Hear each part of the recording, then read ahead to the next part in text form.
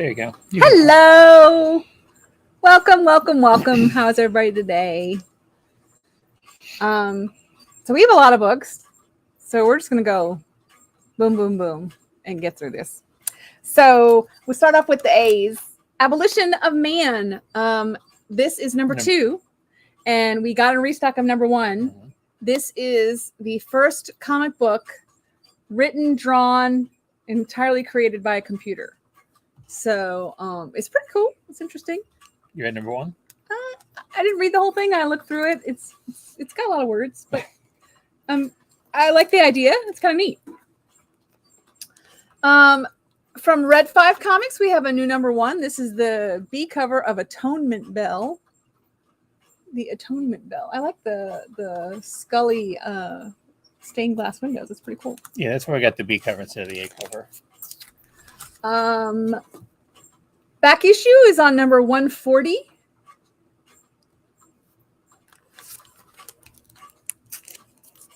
Not a special order? Huh. And we're into Batman. Right off the bat. Boom, we get to Batman. So this is Batman One Bad Day, Mr. Freeze one-shot.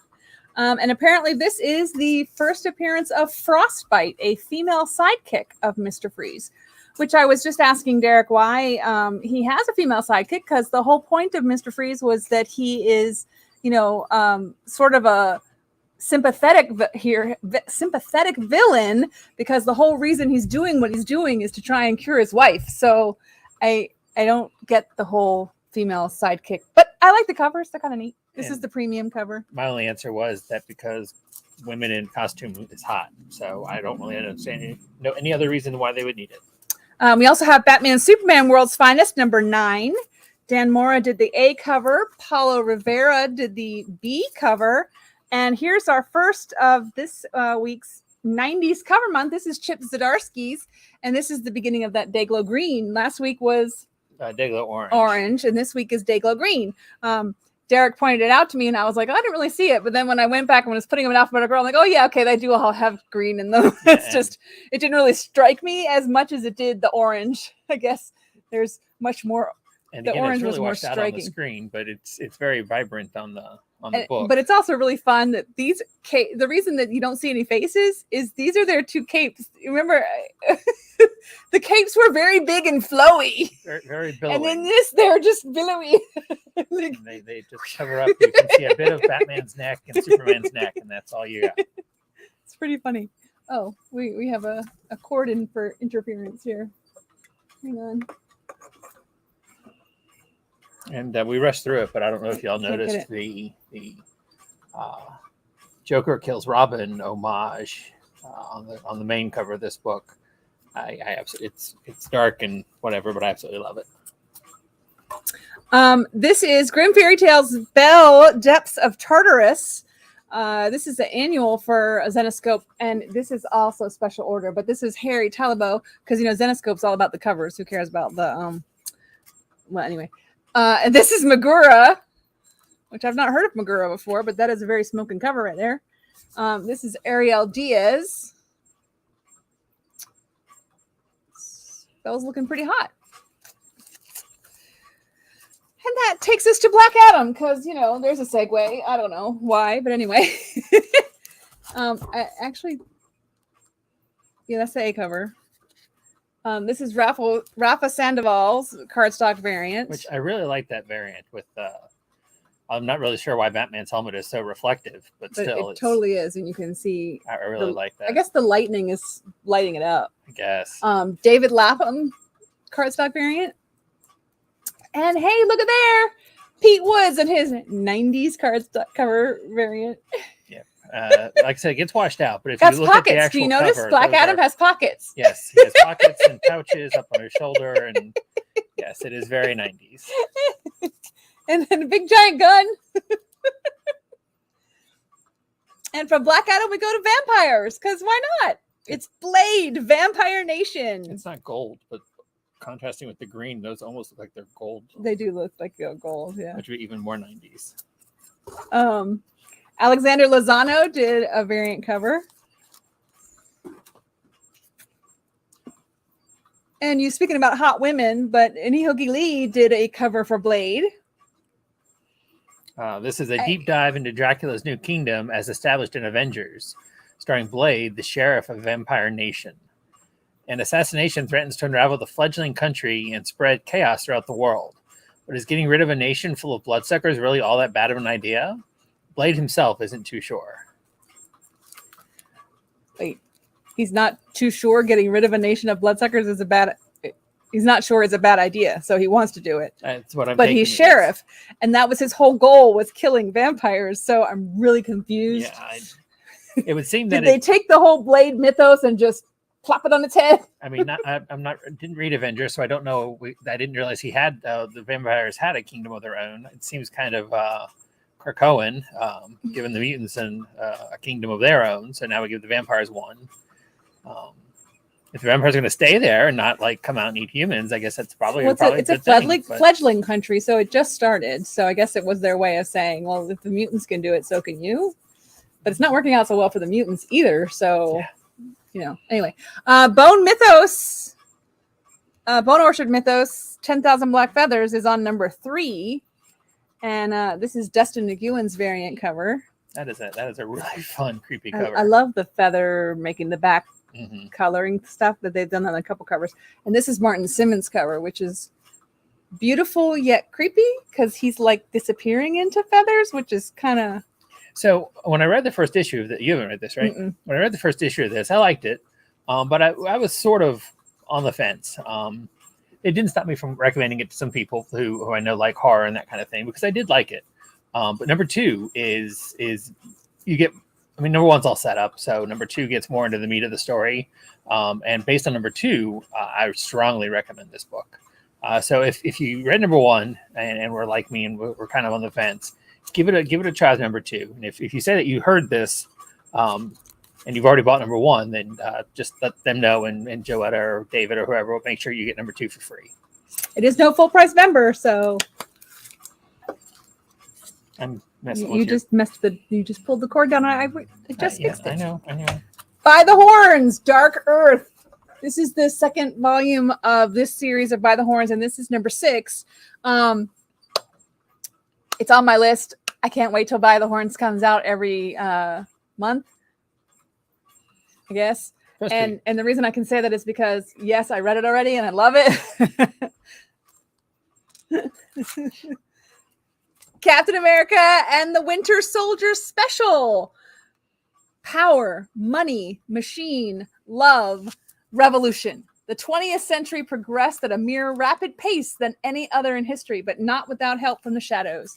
Kev Walker joins Captain America Sentinel Liberty writers Colin Kelly and Jackson Lansing to explore the origin of Captain America's newest foe and what the Outer Circle's next play means for the status of the Winter Soldier. Trying to figure out which cover I like better. I think definitely like the Spider-Man crawling. Well, I guess he's on a ladder though, isn't he? He's on a ladder. Okay. Yeah. Still, I think I like that one. But I think better. he's on a water tower, isn't he? Kind of looks like a water tower. So Jeff DeCal has done the A cover for Catwoman, number 49. This is Catwoman versus Punchline. This is a Sousa Micah cover for Catwoman, number 49, and that is smoking hot. Smoking. This is also pretty hot. This is Jim Ballant, 90s cover month. Yeah. So we have Jim Ballant coming back to Catwoman, the book that made him famous pretty much. I mean, before he started doing tarot, his own thing, he was best known for Catwoman and her orbs. He is still with the orbs. What was it you were saying about because sidekicks women are hot in a suit? Exactly. And then Tula Lotte did the 1 in 25 classic. What is the name? That suit has a name. That suit has a name? The full rubber suit for it's a bodysuit. No, but it has a name. In the world of like S&M, it's a gimp suit. There you go. It is kind of a gimp suit. I mean, it's even got her collar pull on it. Yeah. Yeah, it's a gimp suit. You try to tell Selena Kyle that, and I don't think she'll agree. Morgan Beam has done the A cover for Crashing #3. Through the Snow? Crashing, not dashing. Oh. Nicolette Baldini has done a variant cover, which is quite pretty for an interesting topic for a comic book. And Nick Brokenshire has done a cover. I have not read this. Have you read it? I have not either. I do want to try. Obviously very much pill related, since every cover has been pill related, but this one has creepy eyes watching you in the background. It's kind of like, ooh. Yeah, the concept is that the Doctor has some personal issues. So there's that, and there's other things going on. I do want to give it a try because I'm a fan of independent books in general. Anyways, it seemed like they were trying to mesh too many things together. Personally, I thought. But I'm the kind of weirdo who eats one part of my meal all together before I move on to the next part. So Ryan Sook did the A cover for Dark Crisis, Worlds Without a Justice League, Batman. And as was pointed out by your son, it wouldn't even need Batman on this cover because it has the mom and dad of the pearls, so it's obviously a Batman book.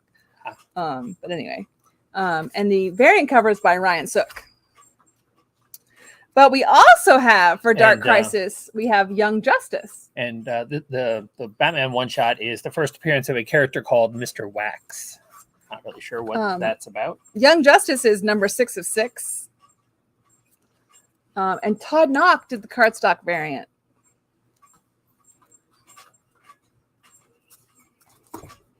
So I like that Knock cover. He's gotten away finally from just headshots. Well, yeah, as horrible as his Marvel headshots were, and I would say that to his face because I really think they were. I really like Todd Knock's art in general. He draws the new Stargirl series that starts up this week.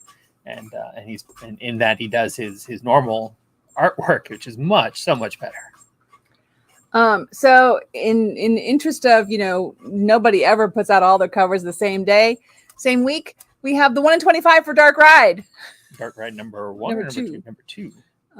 Yeah. So Somewhere in Hell and Beyond Your Imagination is an adventure in horror. Dark Ride. And notice Little Mermaid has a horn. Yeah, I like that. I like that a lot. Alan Qua has done the A cover for DC versus Vampires All Out War number 5, but Leslie Lyrics Lee was given the variant cover. And that is seriously sweet. Yeah.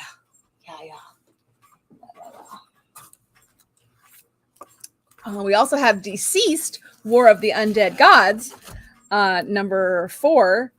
And we have Kyle New's acetate cover, which is really super fun. And we have Dan Mora's cardstock homage variant. If you've ever been a fan of the DC heroes, but haven't wanted to give any of these alt-reality Deceased or DC versus Vampires series a try, I strongly recommend you sample them. There are some really good stories, especially the Deceased. Well, I can't say especially. I've enjoyed both of them, and they are out in trade and whatnot, so they're usually cheaper if you get them in trade than you do if you get them in individual issues. But they are really good alternate takes on the DC universe, and very entertaining. So Deadliest Bouquet is on issue number 4. Wow, I got caught up on that. I know. Me too. Yeah, that definitely. Frank Frazetta's Death Dealer is on issue number 7. And Frank Frazetta does the variant covers, so there's his cover. I feel like I'm missing a cover. You know what? Some of this might be under the X-Men. I think some of this is under X-Men, but I'll talk about it here too. Demon Wars Shield of Justice is one shot, right? Yes. Mariko Yashida is torn between two worlds, the human world and the yokai dimension, strange world filled with stranger creatures. The denizens of the yokai dimension need Mariko's help to stop a war that's brewing between two factions, one led by the Iron Samurai and his spider-like ally, and the other by a shield-wielding warrior and his panther-like right hand. The clash between them could have been cataclysmic consequences for both worlds. Dive deeper into the magic, mystery, and mayhem of Demon Wars by Peach Momoko. So she's done, all of hers have been a series of one-shots all throughout the year, right? Every quarter she's done one? Something like that. Yeah, she started out, it was just her take on the X-Men. But they have, now that they wrapped up the X-Men a while back, they have branched out into the Marvel Universe at large. And this one focuses largely on Captain America. I'm going to say, it feels like a Captain America cover, like especially that cover. Yeah, this one focuses largely on Captain America. The previous one was Iron Samurai, which, needless to say, is Iron Man. So this one is sort of brings in Captain America and pits the two against each other. And then we have a new number one from Vault Comics. This is Door to Door, Night by Night. Oh, is that cover A? Is that what that says? Oh, that's why I was missing a cover. Cover A was at the bottom. Okay. Sorry about that. The last cover up there was cover A. From All-Star creators Colin Bunn and Sally Cantrino comes the story of a motley crew going to battle against supernatural evil throughout the American South. Perfect for fans of The Boys, BPRD, and Proctor Valley Road. The Heritage Mills sales team travels from town to town knocking on doors. They're the best at what they do, which also means they're the worst. They're broken, each and every one of them haunted by closets so full of skeletons they're bursting. When they discover a terrible secret behind one faithful door, it opens their eyes to a world full of real monsters hidden in every small town. And as Walt is prone to do, they have a mess of covers. I'll put this one straight over here because it is a foil. But that's local comic shop day. So you can't get this one until next Wednesday then. Are we selling them already? I have been putting them all. Okay, well, take that back. You can go ahead and get it this week if you'd like. It's limited, so local comic shop day is next Wednesday. But publishers have been sending out the books. They started last week with some Marvels, so they've been on the shelf when they come out early. I'm looking forward to this one. This one is definitely on my list for this week, and I messed up record again. Oh well, it's not on the screen though. Dragon Whisperer. This is also Red 5 Comics, but this is number 2 of Dragon Whisperer.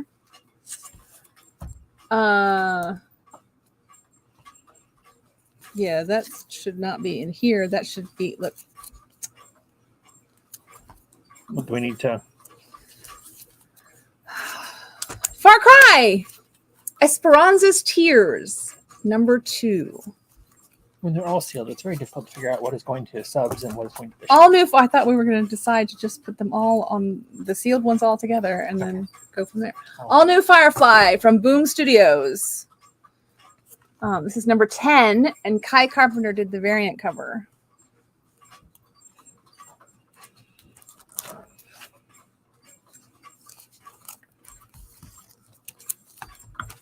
Flash is on number 7, 8. You keep promising you're not going to do that again, and you do it every single time. Have I ever actually promised? I say that I won't do that anymore. I don't know that I've promised. George Cambayas. I didn't mention that he'd save every one of us. Yes, you did. No, I didn't. I mentioned that I didn't mention it. Wait. Don't get ahead of yourself. Hey, look. Guess what we have? A Back to the Future-esque. Which is Back to the Past, actually, with the 90s cover and Dayglow Green. And that Dayglow Green. Mike Minolta, Frankenstein New World. Mind of Minolta. That's an old commercial. And that's not, it's Magnola. Did I say Minolta? Yeah. Oh, sorry, Nola, whatever. Wilsie Portacio has done the A cover for Gambit. Or Wills Portacio. I'm not sure why this one's not. I may be saying it wrong for all I know. I've only said it that way forever. I've never actually. That's Russell Dodderman. I can say his name. In fact, we think we can. We don't know for sure. That's true. I've never met Russell Dodderman either, so it could be wrong. But I love all the Gambits. Yes, I know. I do too. I enjoy all the character covers, especially when Dodderman does it, because he does it really, really well. Sebastian Pimera has done the cover for GCPD, The Blue Wall.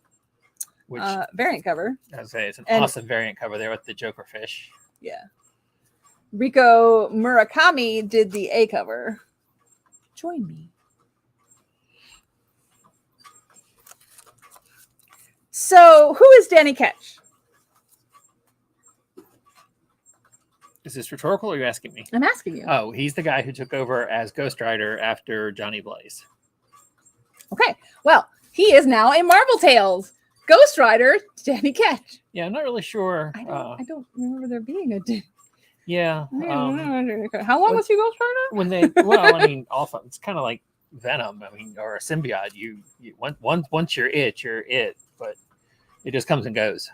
But yeah, they were trying to revitalize the character and decided putting a new host was the way to go. So they did Danny Ketch, who is far better than Robbie Robertson or whatever the heck his name is. He did drive a motorcycle, so he was a rider, not a driver. But anywho. Well, the very first Ghost Rider rode a horse. Yeah, if you want to count him. See, I do know some stuff because I've seen the movie. Do they have it? I don't remember this though. Yeah, he comes to the graveyard. Are we? Gold. What? What's wrong? No, it's okay. Gold Goblin #1. You don't have anything about Gold Goblin? Okay. Well, we also have a Bengal connecting variant. Yeah, I refuse to type it. And Marco Cicchetto has done a green variant. So there's the Green Goblin. Kind of giving you an idea And then who the Marco Gold Goblin is. Cicchetto has done also the gold variant. So the concept is that Osborn has decided to be a good guy instead of a bad guy. And he is the Gold Goblin and wants to be on the side of the spiders and do right and whatnot. So trying not to editorialize. It's a design variant. I know, but it has cool writing on it. It says Golden Goblet helmet details. Visor open.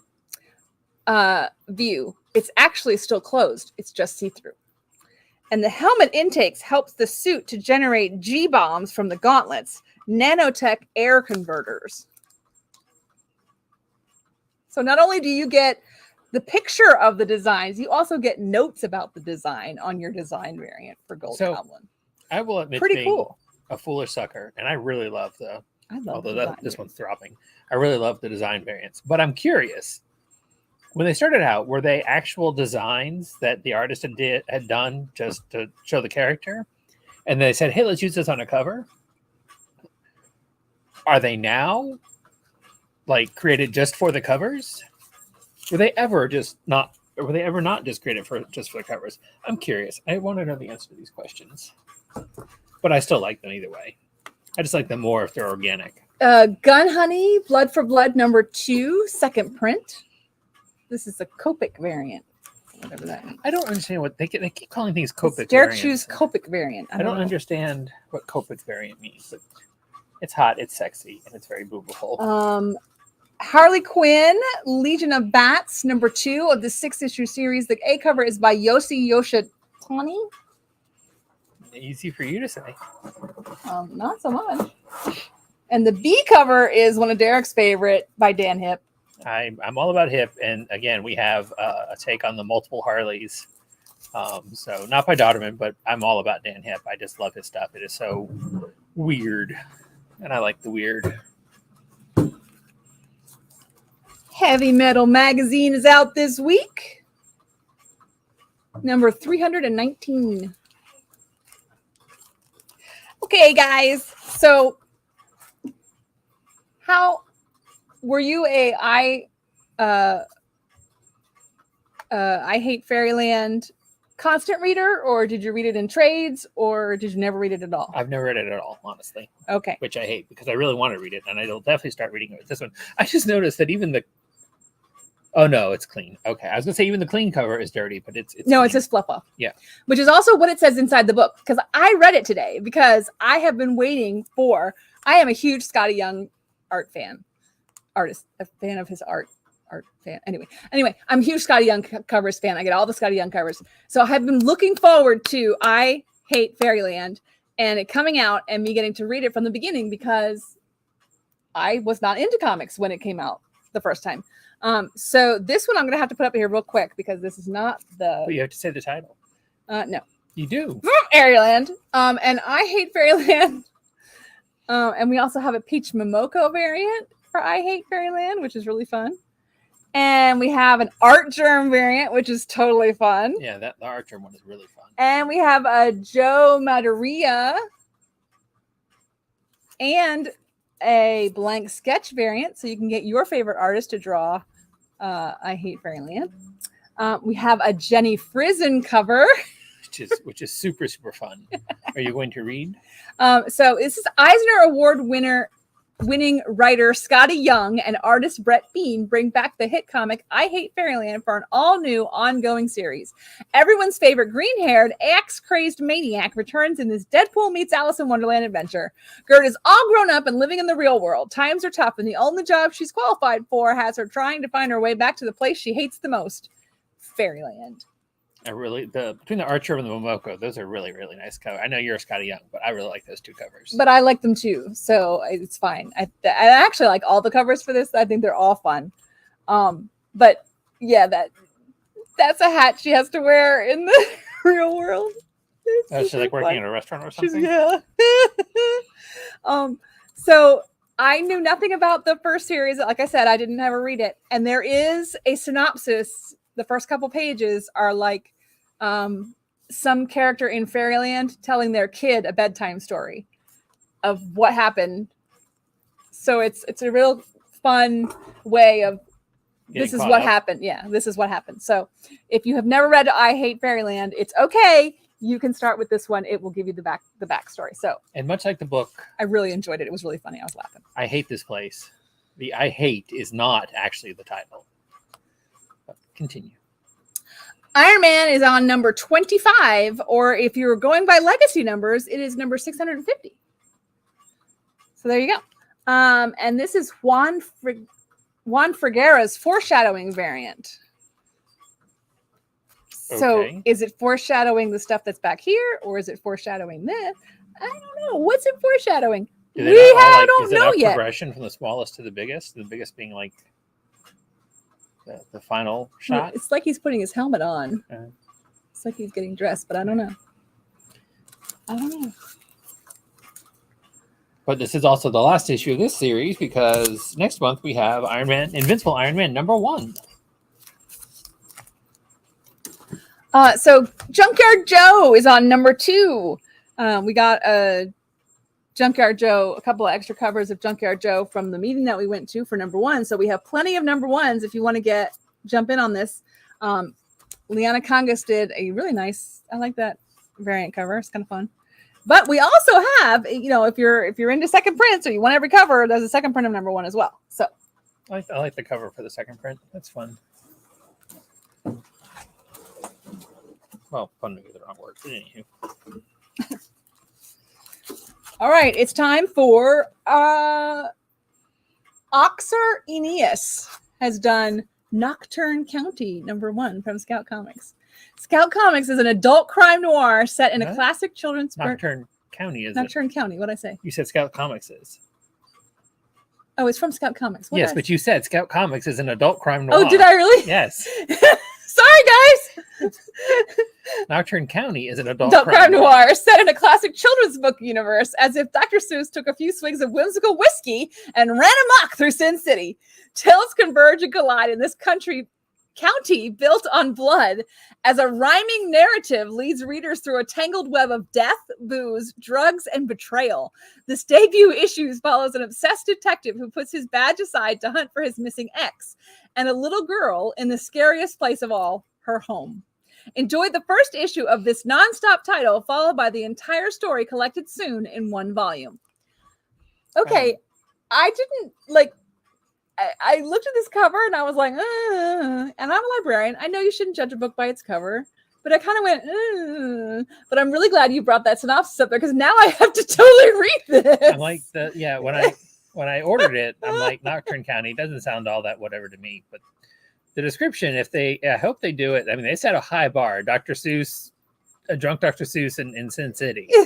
So if they can come close to that, it should be pretty good. None of these are in the right order. Chroma. This is a new #1 from Image Comics, which I have also already read today. Enjoyed it. Interesting. You just went past it. Yeah, I know. You're just imprisoned in a tower. Sorry, that was somehow in the wrong place. I had to get that toward. There, nope. Nope. All right. Keep going. There you go. Imprisoned in a tower within the walls of the Pale City, Chroma is believed to be the most evil creature alive. But a chance meeting with the mysterious orphan Zet creates an opportunity for Chroma to escape her cruel. That is, if they can survive the strange dangers within the city wall and the monstrous threats that lie beyond. Rightist artist Lorenzo De Felici creates a breathtaking adventure like none other, filled with strange creatures and unparalleled beauty in a colorful world unlike anything seen in comics. So I should. That's very interesting because the first book is all about the fact that everything has no color. Oh, really? Yeah. Okay. Huh. Well, it goes with That the name. description is more like of number 2. And what do you call a person The Pale City. A It's person black who and white. puts the words down? The writer? Yes. Okay. What did I say? Rightist. The rightist artist. Like I said, I get tongue-tied, which is why you do the reading, but I'd never heard of a rightist before. But it makes sense. If it's an artist, it's not an arter. If it's an artist, then it should be a rightist. I agree. Or it should be a writer and an You're arter. just making fun of me. I'm sorry. Stop. And yes, it does sort of end. I believe the word fate should go after cruel, but they didn't have it there, so I didn't edit their copy. No, it's not fate. Legacy of Violence number 2 from Mad Cave Studios. I think the reason they left that off there is because they don't want to give away what's happening in the story. Gotcha. Sorry. And now we have a new Ashcan preview. There's one per store for this Legacy Publishing, which is Legends Publishing. God. Are you sure you shouldn't be the one talking? Legends Publishing. Maybe I should be the one reading. Yeah, well, anyway. This is the New York Comic Con. It's a new publisher, Exclusive. Legends Comics. This introduces some of their first properties. Looney Tunes number 269. I like Gossamer. Hey, guess what? You have a video for this. We have a new 616 exclusive cover for Lovesick number 1. And let's watch a video about Lovesick number 1.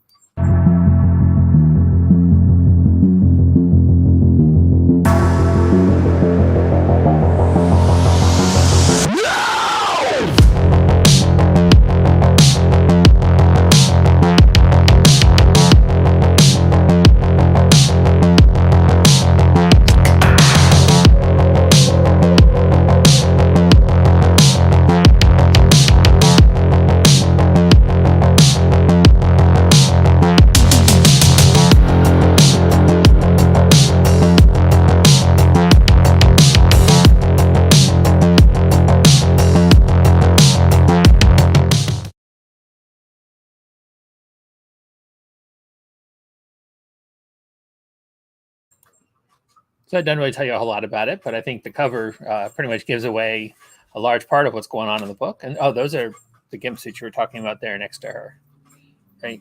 Mm-hmm.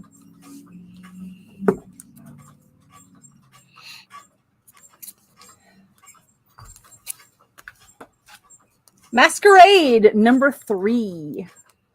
And Ryan Brown has done the variant cover. From Kevin Smith's imprint at Dark Horse Comics. I've read number 1, have not had a chance to read number 2 yet, but I definitely enjoyed number 1. Curious to see where it goes, but I'm a huge fan of Kevin Smith's work. So. Mindset number 5. From Vault Comics. And then we have a second print. Oh, wait, sorry. First is a third print of Miss Meow number 1. And we have a second print of Miss Meow number 3. That one should be sealed. I'm not sure why.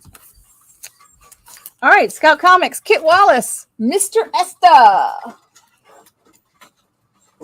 Mr. Esta, the glorious, demented mind of Kit Wallace. Stop a minute before you go any further.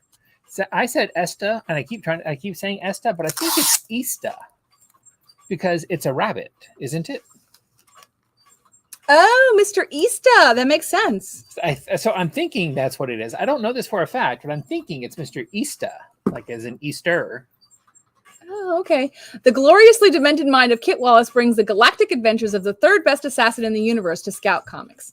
Incredible, kinetically charged artwork blasts the blood, mayhem, and quirky humor directly through your brain like a high-caliber bullet.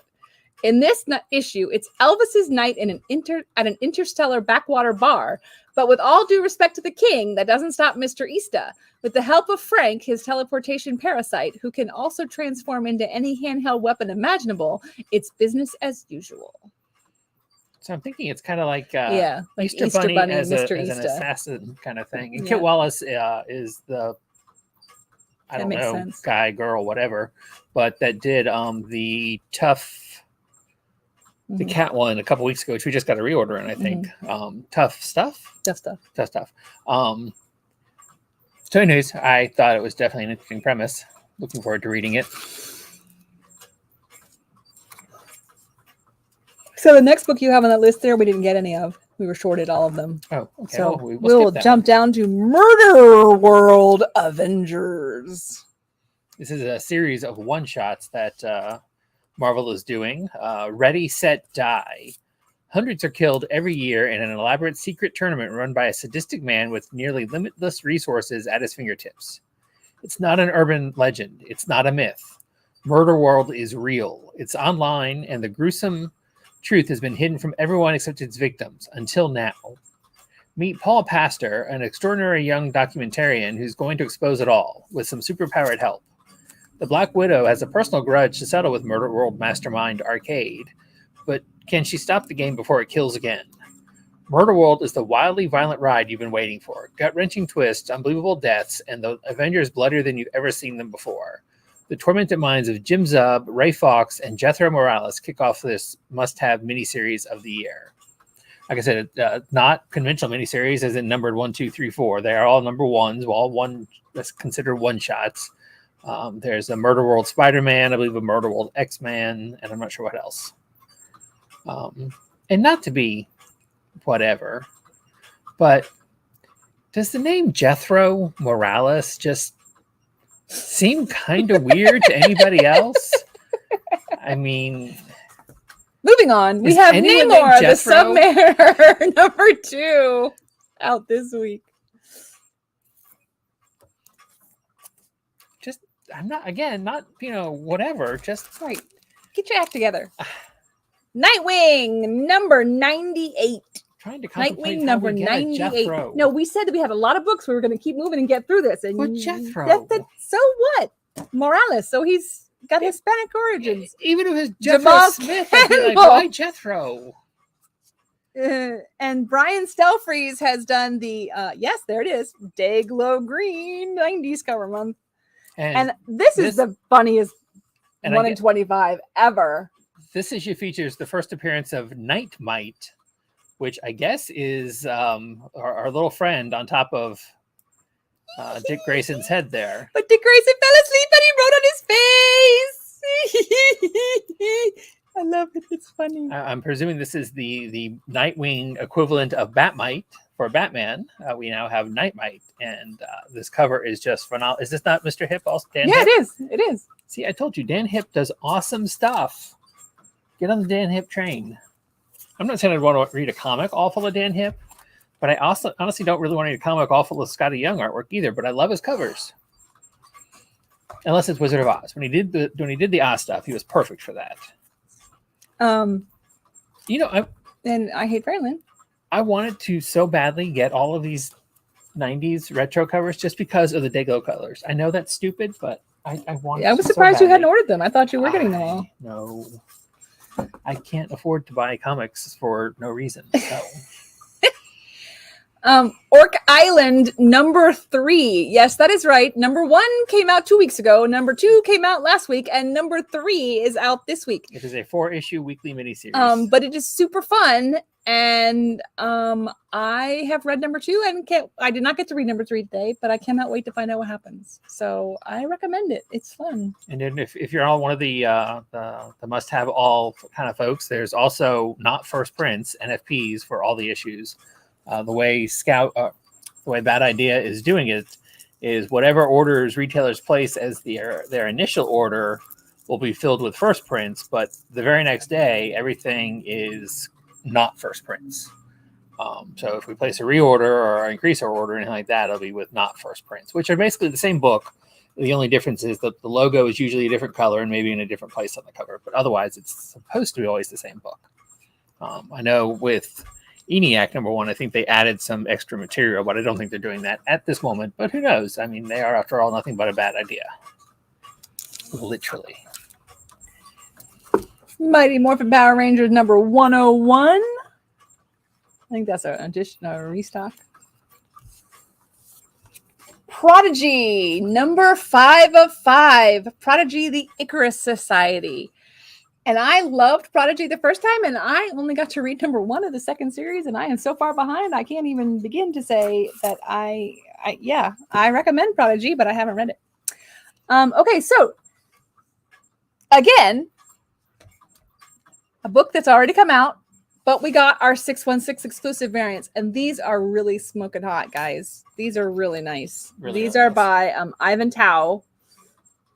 So we have the Punchline Gotham Knights. Where's the... Oh, no.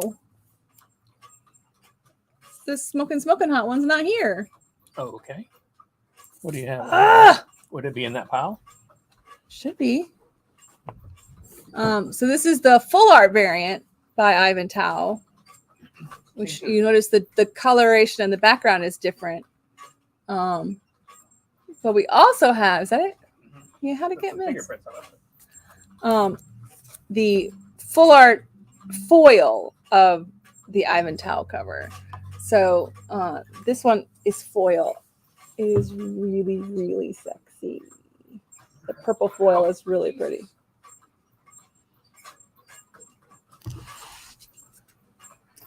So anyway, those are out this week. Exclusive. What is 8 Billion Genies doing? It had a number on the back of it, but somehow it got into the video pile. Immortal Red Sonja is on number 8. Sorry for the close-up of my face. Hope it didn't scare anyone. Resident Alien! A new number 1 of a 4-issue miniseries. This time he's in love. The Book of Love. You know, I don't know anything at all about the comic. I've never read it, but if the TV show on Sci-Fi Channel, starring Alan Tudyk, is absolutely phenomenal. I strongly recommend it. Very subtle, dark humor, much fun, right? I even like it. Yeah. He comments all the time that I don't like funny shows, but yeah, she doesn't. I like She has no sense of humor whatsoever. Revolvers is number 2. The laughs during the videos are all fake, I assure you. They're not.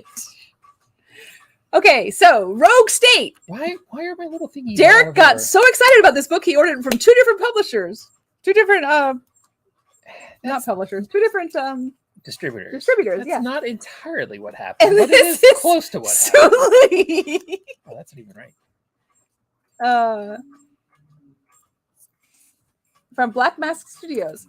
What if a contested presidential election plunged America into turmoil? Oh, that's not possible. What if political violence consumed the streets? No, not here in America. And what if a raging Supreme Court, in a strict interpretation of the Second Amendment, legitimized and deputized all militias, transforming the entire country into a paramilitary police state? That's why there's 9 people on the Supreme Court, so not one side can overrule and decide to throw laws out that have been laws forever. If a freedom fighter emerged from the chaos, raised a civilian army, and carved out a territory across the United States, pushing out police, militias, and National Guard, enforcing its own laws?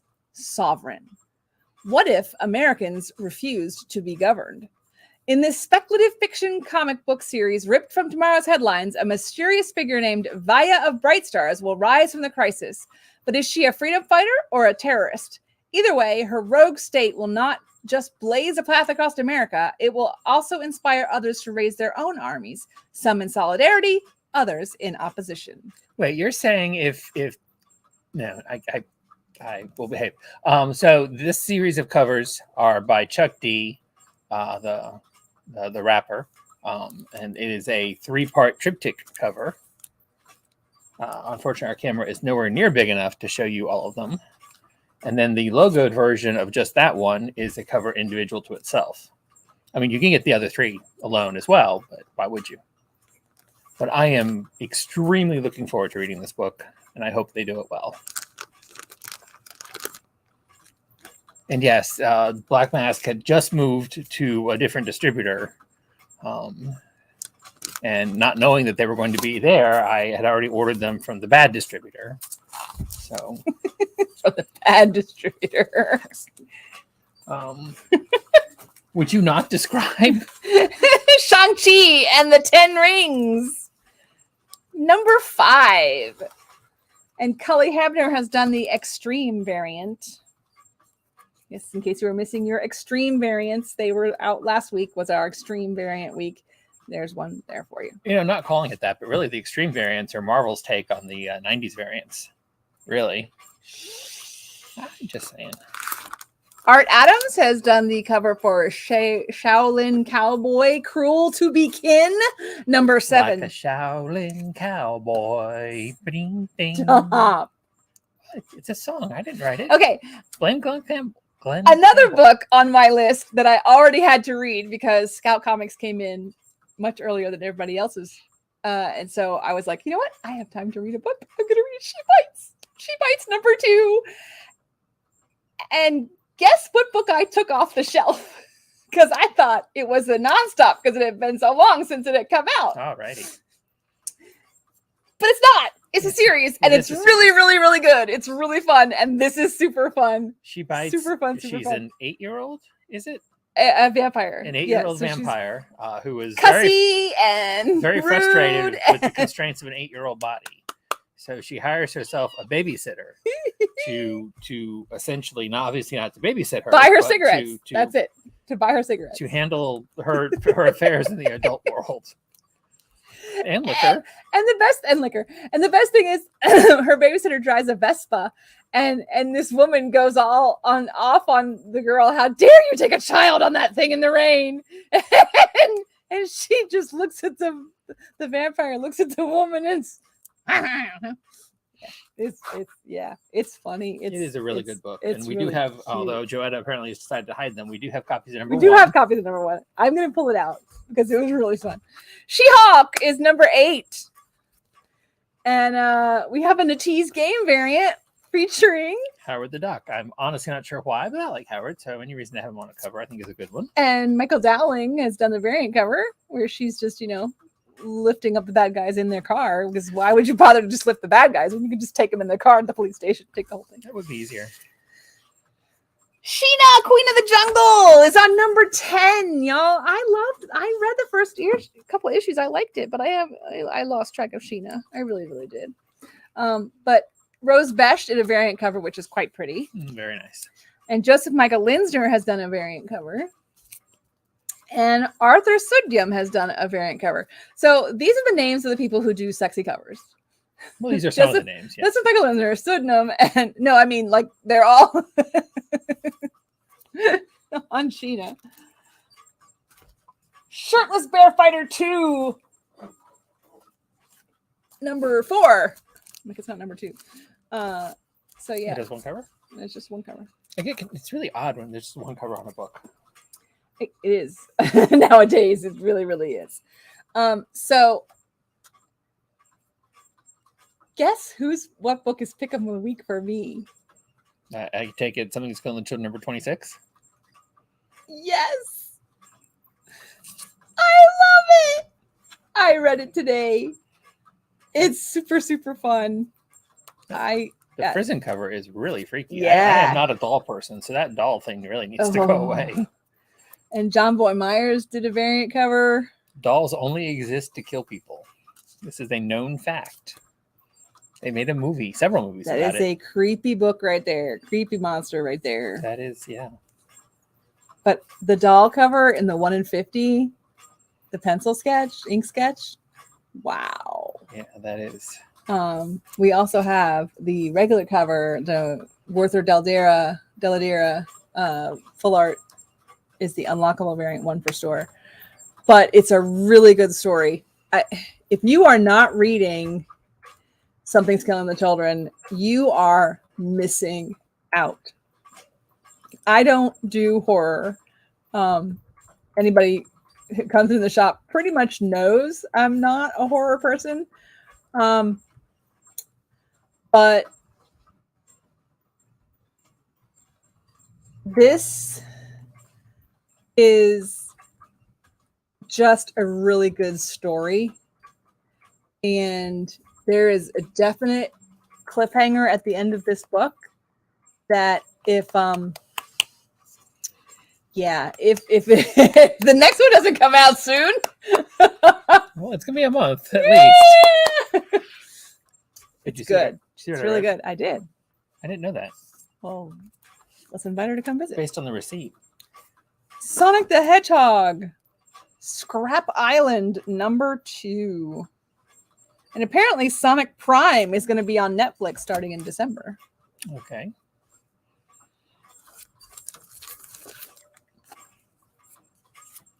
Sparks of Chaos #1 from Comics Experience. An epic journey begins here. A century ago, the ancient demigods were hunted down and forgotten by humanity. Now they're fighting back.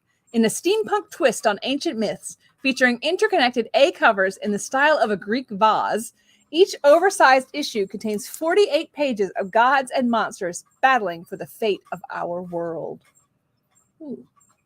Oh, okay. So that's the Greek vase cover there. Yeah, you might as well just put that on our list because yeah, I want those. How do you know that? Can you? But if I curl them and make them into a vase, is that going to destroy the value of the comic? It would probably limit the value of the comics. Yes, it would probably. But they're supposed to be a vase. I mean, I guess if you kept them, so the spines were uncreased, and you could then straighten them back out later, it would be okay. Just don't tape them together. Maybe if I just give it a little bit of a curl. All right. Anyway, Gunslinger Spawn. I can tape them to a really big vase. There's not that many covers. Oh. I guess you could just repeat. That sucks. There's the other cover since I was going to show you. Is that not reminiscent of the Joker? Yeah, kind of.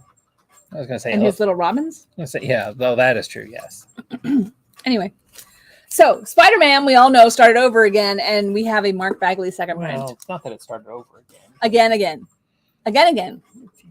This is the end of the Spider-Verse, remember? Yeah, it started over again. Anyway. Star Wars Hidden Empire #1 from Marvel Comics. The mysterious syndicate Crimson Dawn and its leader, Lady Kiara, have become the galaxy's most wanted criminals. As Emperor Palpatine realizes the scope of Kiara's plans against him and move to destroy her. But Kiara still has tricks up her sleeve, and with the help of the Knights of Ren and her many other allies, she will not go down without a fight. And speculatively, this contains the first cameo appearance of a character called Iden Versio. But as somebody pointed out, they have created a lot of new Star Wars characters in the comics, and we probably won't live long enough for them to become all in the movies and TV shows. Am I supposed to take that? No, I was waiting for you to finish talking. So Dr. Aphra, Revelations variant, and Han Solo and Chewbacca Revelations variants are in this week. All right, so Derek was talking about Stargirl, The Lost Children earlier today, and who did you say was doing Todd it? Knock does the artwork. Todd Knock does the artwork. So an epic teenage DC hero event brought to you by Teen Titans writer Jeff Johns and iconic Young Justice illustrator Todd Knock. When Stargirl of the Justice Society and Green Arrow's ally Red Arrow discover the tragic teenage hero from the past has gone missing, they set out to find him, only to discover he's not the first teenage hero of the Golden Age to have vanished without a trace. But where have they gone? Who are they? And what does the Childminder want with them? And this features the first appearance of the Childminder. Dun, dun, dun. This comes out of last week's new Golden Age, which is a really, really solid read and introduces Stargirl and JSA and what Jeff Johns is doing in his portion of the DC universe. Thunderbolts is on #4.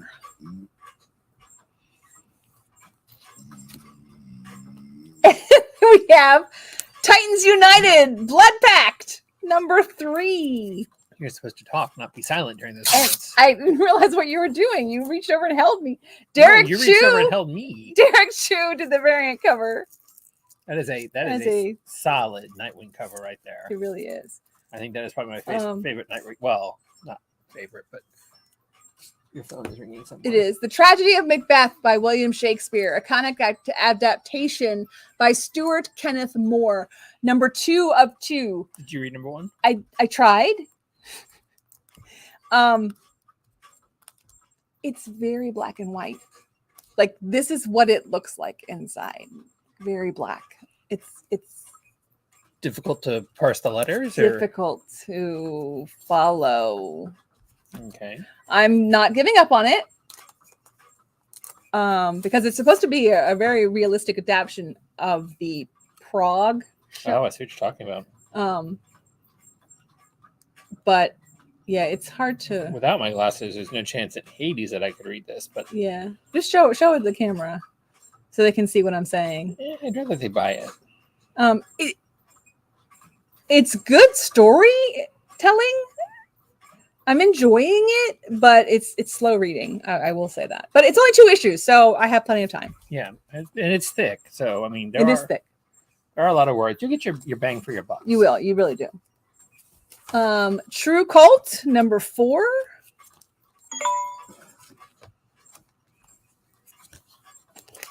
I'm gonna say one of these is yours.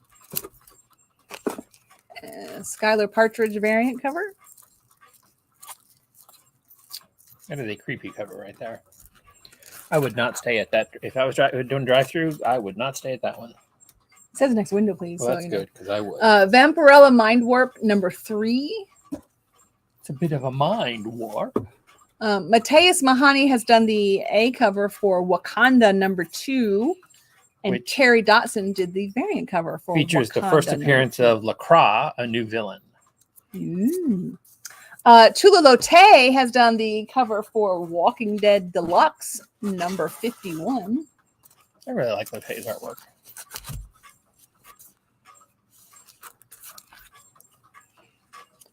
West of Sundown number 6 from Vault Comics. This is a creepy cover right here. This is the B cover. Isn't it? That's fun though. This is a vampire story, West of Sundown, Which I enjoy. It's not too but terror-esque. I had to get it because of these 2 covers But here. Jenny Frisen's cover That's a 1 in something, isn't it? It's that's a 1 in 15, and this is the 1 in 25. And I will let Derek hold it up because it is also foil, and it is really cool. That red foil really pops. It really does. You got to see it in real life. It looks so much better. Even with the fingerprints on. Yeah. Fingerprints will come off, I promise. They show on the foil cover. Near so bad. impossible. Yeah, I was gonna say, yeah, it's near impossible not to fingerprint a foil cover. Wonder Woman. Number 204, facsimile edition. Featuring the first appearance of Nubia. And it says, unless I reveal there are 2 Wonder Women, my daughter Diana will die. You read. I'm trying to stop Is it blobbing? Yeah. Oh, it's not black and white. The Second Life of Wonder Woman, introducing Nubia. So yes, this is the original first appearance of the character Nubia. Long forgotten until they decided to bring her back a few years ago. Don't cry. Wind, number 4, because they brought her back? No, why would I do that? Michael Dialalis has done the variant cover, which is also the full art unlockable variant. Wind, number 4. Really creepy cover.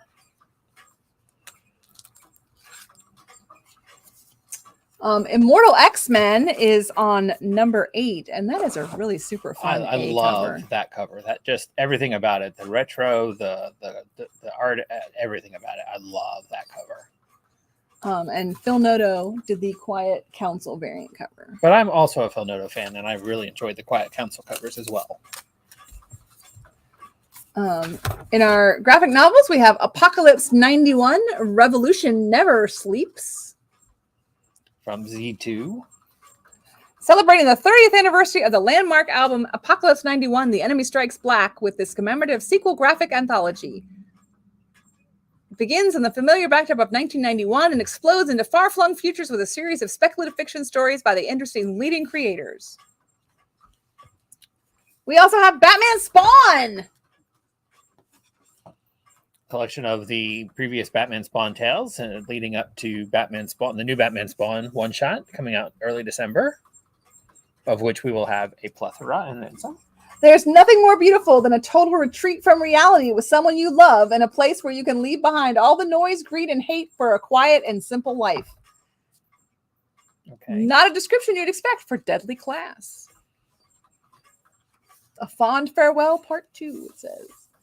But we also have, for our children's, we have Disney Descendants, Dizzy's New Fortune. For our music fans, we have Joan Jett and the Blackhearts 40 by 40. This is I Love Rock and Roll, and Bad Reputation. And that barcode does not scan. Good luck reading it to type That it in. is a tiny barcode. Last Flight Out. Oh, it's a flip book. I gotcha. It's a collection of the collection of the story, the full story for Last Flight Out, which was really a good story. I never finished it. I need your. You didn't finish it? No, I didn't. Oh, I you definitely need. Yeah, that was really good. And then we have The Night of the Vegan. I feel like I should have gotten words for some of these, but I didn't. But now I've got to look that one up real quick, so don't go anywhere. Keep Night of the Vegan Keep up looking there. at The Night of the Vegan. And I love that the V is carrots. And he's holding a tomato, like he's squishing the tomato. He's murdering a tomato.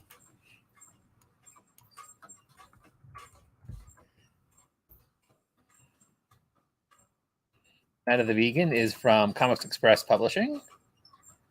Prosperous Lake, New Mexico. Population 398 isn't the place where Vinny the Shovel wanted to end up in witness protection.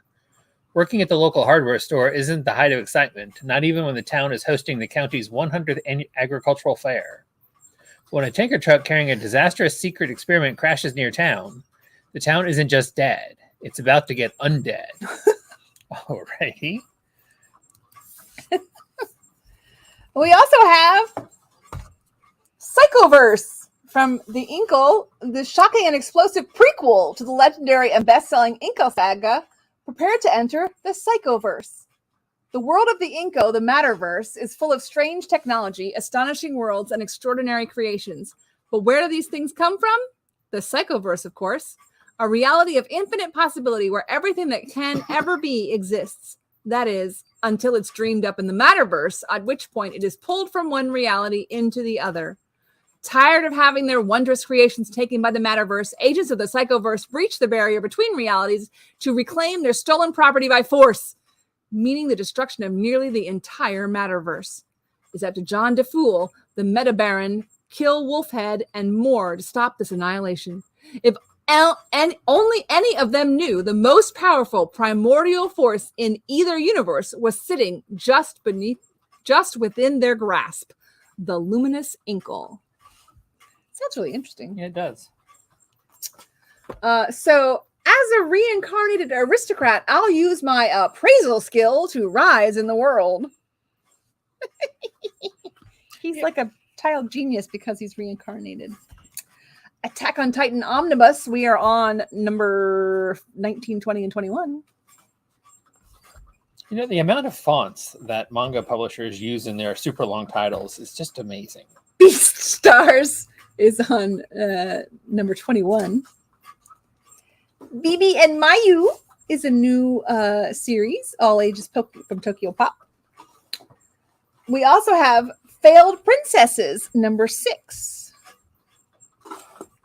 We have Fire Force, number 29. And we just got a number 1 of this, so I'm really surprised Rooster Fighter number 2 is out. Yeah, that one, it seemed like number 2 came up fairly quickly. Yeah, number 1 was just out, but I need to read it because it was really fun. I read a little bit of number 1. I just love the cover artwork for both. Rent a Really Shy Girlfriend, number 3. And Zom 100, Bucket List of the Dead, is on number 8.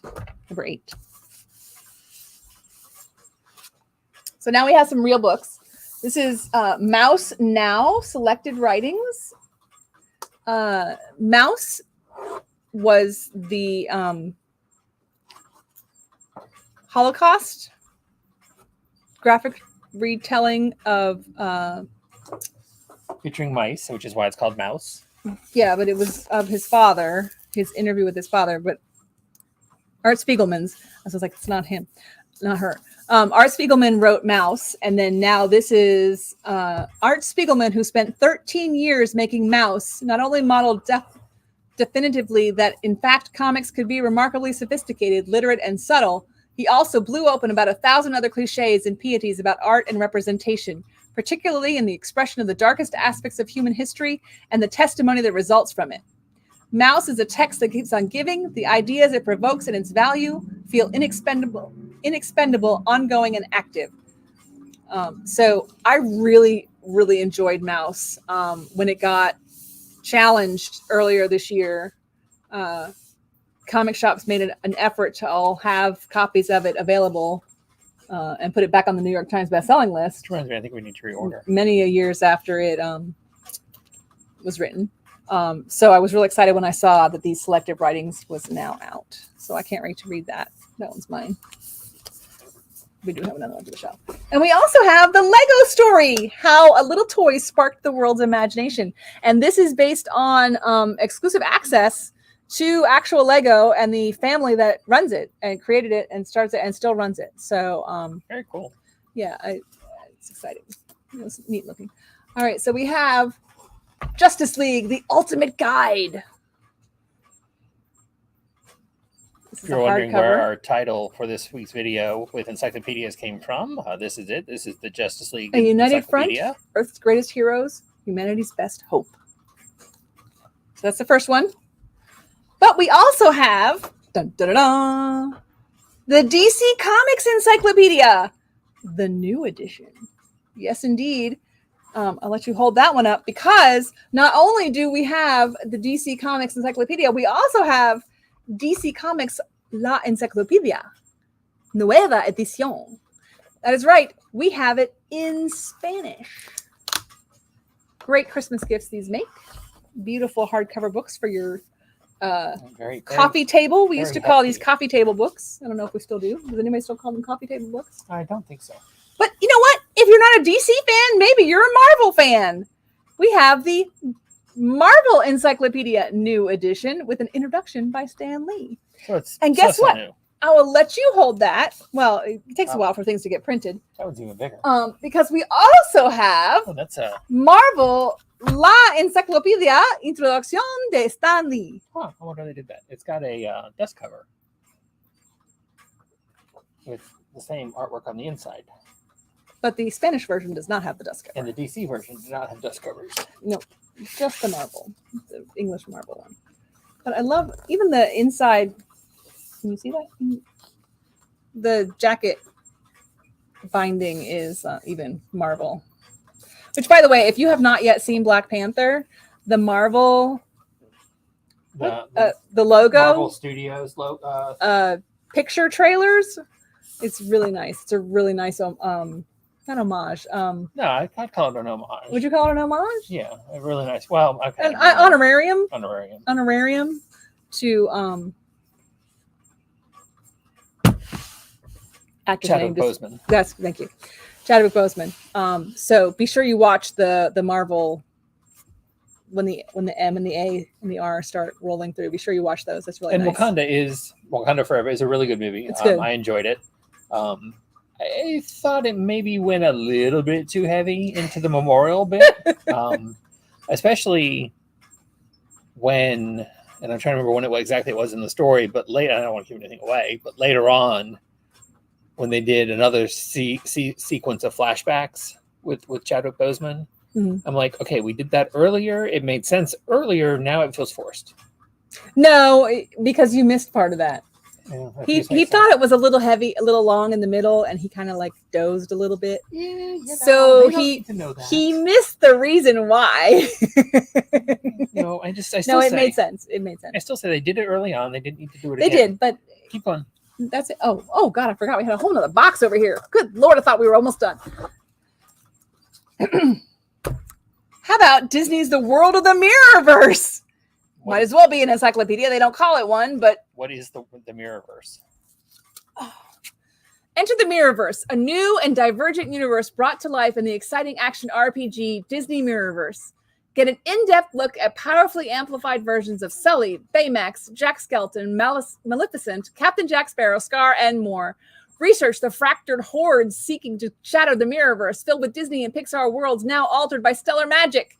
Explore the magnificent new worlds of Disney Mirrorverse with exciting lore and incisive commentary from the game's creators.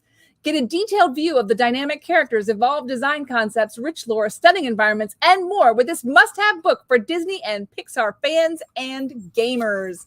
Yes, indeed, it's a hardcover book, encyclopedia, basically, of the new game Mirrorverse from Disney. Is it a video game? Mirrorverse? Or is it a real game? I think it's a real game. I think it's both. Huh. I'm not sure. If it's a real game, really cool. If it's a video game, I think we have it. again, if it's a real game, very cool. Oh, you can't see these at all. I have to hold them up over here. Kind of like our signs in the window. These are a slightly smaller version. Good for desktop or mounting on the wall. It's got both accessories inside. Has an aluminum display stand if you want to put it on your desk. And yes, these are, unlike the ones in the window, these are actual copies that we are allowed to sell. So we have Wonder Woman and the Flash. We have more coming. Batman, Superman, and Green Lantern are also coming in at some point. So this is mine, so never fear that I'm putting somebody else's mask on.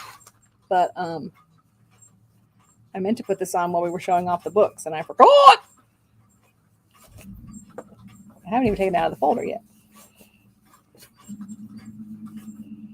But another in the series of Something is Killing the Children masks. We have the white mask. Now we have the white mask. Hey, guess what book is coming out? We just FOC'd this last night, didn't we? We did. That's right. Gargoyles is coming back. You can't see me in the video. Gargoyles is coming back. And to celebrate, we have some Funko Soda Previews exclusive Goliaths. So you could get your own soda can Goliath. That's right. It's a soda can. It has a figure inside. Look, there's the figure. But maybe you don't want your figure in a soda can. Maybe you are a fan of actual figures and you are a fan of Demon Slayer. If so, Azurka. Azurka. You got me. I don't remember now. Sorry. It's A's and Z's and R's. I know that much. And last but not least, I'll show off our new demo copy because it got a little mangled, and so they gave it to us for free. So we have a demo copy of Port Royal, the big box. So it's kind of fun. All right. So It's ages 8+, 20 to 50 minute game time for Port Royal. So come on over and check it out. And don't forget, we will do New Year's Game and Eve. So put us on your calendar to spend New Year's with us. And I guess that wraps it up. I don't remember what book I said you could get number 2 for free. If you had already gotten number 1, was it? It was at the beginning of the video, so it was something in the A's or B's. It's a horror book. I'll remember when I see it. Anyways, don't If forget. not, somebody will tell us. Don't forget. You get Somebody will number 2 call for us free. and tell us. But anyway, that's it. Come in tomorrow, see David and Joetta, and buy lots of stuff because Lord knows we did. Remember, it's no full price Vember. So if you spend more than $25, you get a coupon, mystery coupon for your next visit in. Also, every day of the week, there is something extra special on sale. So be sure to check the door when you come in for what's this week's special. And you're going to put it on the email this week? If you send it to me, I certainly will. I sent it to you. I said for dissemination. Oh, that was a real. Okay, I'm sorry. I didn't realize that was a real. I thought that was like I deleted that. You deleted it? Yeah. I sent it to him and he deleted it. See, now I'm sorry. A subject line from you that says "for dissemination" had me worried. So yes, I deleted it, thinking it was something viral. Put it in English, and that's it, folks. dissemination is English. She can talk